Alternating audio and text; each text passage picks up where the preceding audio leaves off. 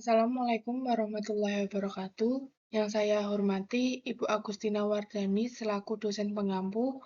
Perkenalkan, nama saya Diatri Alia Amelinda dengan NPM 23640068 dari Program Studi Teknik Sipil Universitas PGRI Semarang.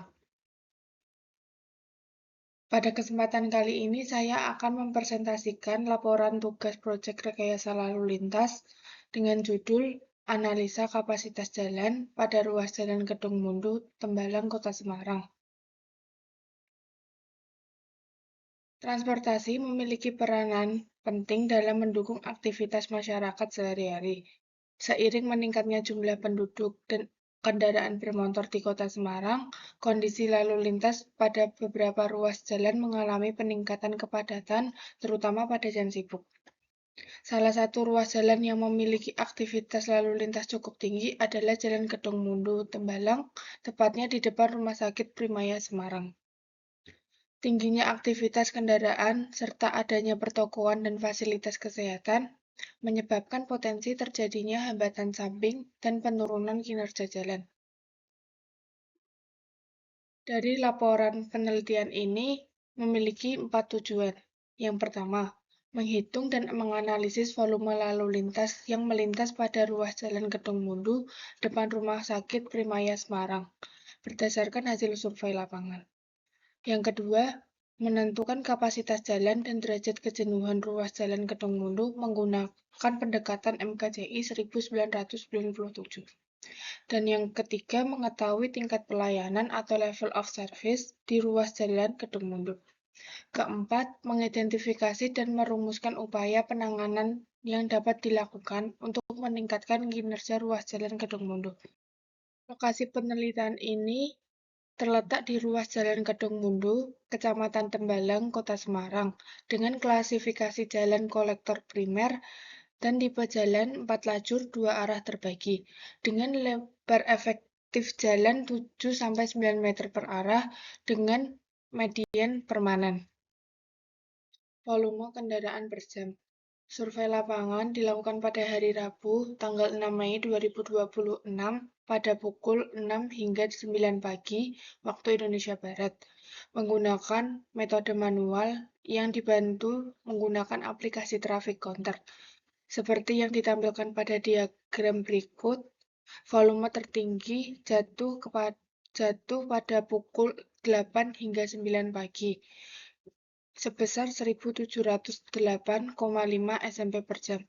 Berbeda dengan jam-jam 2 jam sebelumnya, masing-masing sebesar 1.202,4 SMP per jam dan 1.232,5 SMP per jam.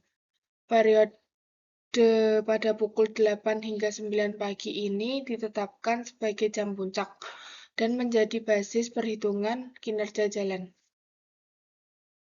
Kondisi lalu lintas pada tahun 2026 pada jam puncak pukul 8 hingga 9 pagi tercatat kendaraan sebagai berikut, yaitu 2.702 sepeda motor, 564 kendaraan ringan, dan 49 kendaraan berat. Selanjutnya dikonversikan ke satuan mobil penumpang. Dilakukan menggunakan nilai ekuivalensi atau EMP yang telah ditetapkan oleh MKJI 1997. Maka diperoleh total sebesar 1.708,5 SMP per jam. Kecepatan arus bebas. Kecepatan arus bebas dihitung menggunakan persamaan MKJI 1997 dengan rumus FV sama dengan FV0 ditambah FVW dikali FFVSF dikali FFVCS. Kecepatan dasar FV0 untuk Jalan Kedung Mundu adalah 57 km per jam. Dengan faktor penyesuaian lebar jalur atau FVW bernilai 0. Karena lebar jalur Jalan Kedung Mundu 3,5 meter sudah memenuhi standar. Faktor hambatan samping atau FFVSF sebesar 0,92 dikarenakan kelas hambatan samping tergolong tinggi dengan jarak kurang lebih 1,5 meter. faktor ukuran kota atau FFVCS bernilai 1, dikarenakan penduduk kota Semarang berada pada rentang 1 juta hingga 3 juta jiwa, dengan hasil kecepatan arus bebas yaitu 52,44 km per jam. Selanjutnya, kapasitas jalan.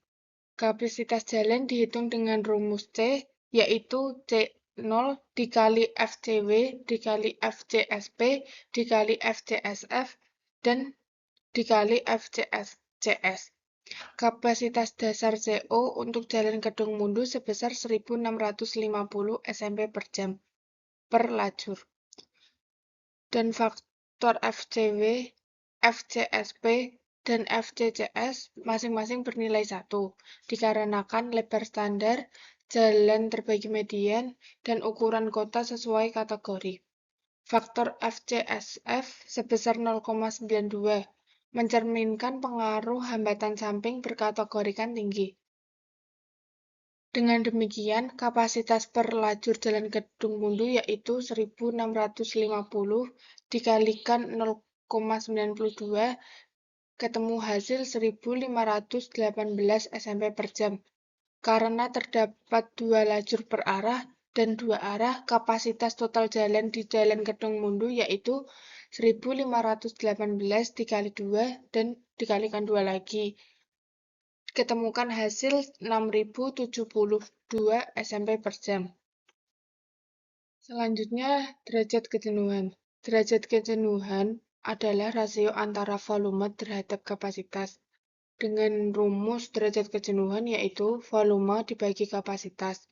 Dengan nilai 1708,5 dibagi 6072, ketemu derajat kejenuhan yaitu 0,28. Nilai ini berada jauh di bawah batas kritis 0,75 yang ditetapkan MKJI 1997, yang berarti jalan Kedungmundu masih memiliki cadangan kapasitas yang cukup besar. Berdasarkan tabel klasifikasi DS, nilai 0,28 ini menempatkan ruas jalan pada rentan loss B, yaitu kondisi dan arus stabil. Analisis level of service. Mengacu pada tabel pelayanan MKJI 1997 dengan nilai derajat kejenuhan 0,28, ruas jalan Kedungmundu berada pada level of service B. Karakteristik level of service B adalah arus stabil, kecepatan sedikit terbatas, namun pengemudi masih dapat mengontrol. Kecepatan operasi berkisaran di antara 60 hingga 80 km per jam. Kondisi kecepatan sedikit terbatas, namun kendaraan masih dapat bergerak bebas. Metodologi lalu lintas. Untuk mengantisipasi kondisi jalan di masa depan, dilakukan proyeksi volume lalu lintas menggunakan rumus pertumbuhan LHR, yaitu dengan rumus LHR0 dikali 1 ditambah I pangkat N, di mana LHR0 yaitu lalu lintas harian rata-rata pada tahun dasar. I adalah faktor pertumbuhan lalu lintas per tahun, dan N sendiri tahun rencana. Selanjutnya, pertumbuhan penduduk Kota Semarang dari 5 tahun ke belakang. Berdasarkan data BPS 2020 hingga 2025, Kota Semarang menunjukkan pertumbuhan penduduk yang stabil dengan sebesar 6%. Meskipun pertumbuhan tergolong rendah, peningkatan jumlah penduduk tetap menjadi basis fundamental bagi proyeksi kebutuhan transportasi di masa mendatang.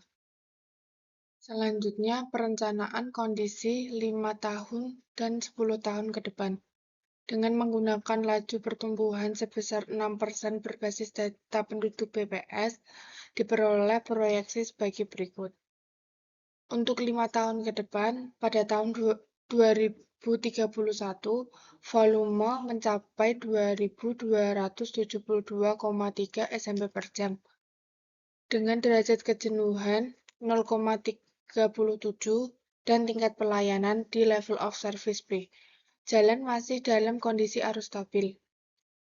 Untuk 10 tahun ke depan, pada tahun 2036, volume mencapai 3.229,1 SMP per jam, dengan derajat kejenuhan 0,53 dan level of service C. Pada kondisi ini, arus masih stabil, namun kecepatan dan kebebasan bergerak mulai terasa terbatas. Ini menjadi syarat agar penanganan sudah direncanakan sebelum tahun 2036. Kesimpulan dari seluruh rangkaian analisis sebelumnya dapat disimpulkan 4 hal pokok, yaitu volume lalu lintas pada jam puncak. Volume lalu lintas tertinggi terjadi pada pukul 8 hingga 9 pagi waktu Indonesia Barat dengan total 1.708,5 SMP per jam. Terdiri dari 2.702 sepeda motor, 564 kendaraan ringan, dan 49 kendaraan berat. Yang kedua, kapasitas jalan dan derajat kejenuhan. Kapasitas jalan Kedung Mundu sebesar 6.072 SMP per jam, derajat kejenuhan diperoleh di angka 0,28, menunjukkan bahwa jalan masih memiliki kapasitas yang cukup memadai. Yang ketiga, tingkat pelayanan atau level of service. Berdasarkan MKJI 1997, ruas jalan Kedung Mundu berada pada level of service B, dengan kecepatan arus bebas 55,44 km per jam, yaitu arus masih stabil, tapi kendaraan masih dapat bergerak bebas. Dan yang terakhir keempat, yaitu proyeksi 5 dan 10 tahun ke depan. Proyeksi tahun 2031, derajat kejenuhannya mencapai di 0,37 dengan level of service di B. Dan tahun 2036, derajat kejenuhan di angka 0,53 dengan level of service C. Penanganan dini dilakukan sebelum kinerja jalan menurun lebih jauh. Dengan sarannya untuk rekomendasi untuk meningkatkan kinerja ruas jalan Kedung Mundu di masa depan, yaitu yang pertama, pengendalian hambatan samping. Tertibkan parkir liar dan PKL di tepi jalan, terutama di depan rumah sakit Primaya dan area pertokoan untuk mengurangi hambatan samping yang berkategori tinggi. Kedua, manajemen lalu lintas. Terapkan rekayasa lalu lintas pada jam puncak pagi, yaitu pada pukul 8 hingga 9, seperti pengaturan akses masuk keluar rumah sakit Primaya dan penyediaan petugas pengatur lalu lintas. Dan yang ketiga, pemantauan dan evaluasi berkala. Lakukan survei lalu lintas ulang setiap 2-3 tahun untuk memantau perkembangan derajat kejenuhan. Jika derajat kejenuhan mendekati 0,75, segera direncanakan peningkatan kapasitas jalan. Dan yang keempat, pengembangan transportasi umum. Dorong pengguna angkutan umum dan kendaraan tidak bermotor sebagai solusi jangka panjang untuk mengurangi pertumbuhan volume kendaraan pribadi. Dan yang terakhir, koordinasi tata ruang. Integrasikan analisis kapasitas jalan dengan rencana tata ruang wilayah agar pertumbuhan kawasan komersial dan fasilitas kesehatan tidak melampaui daya tampung jalan.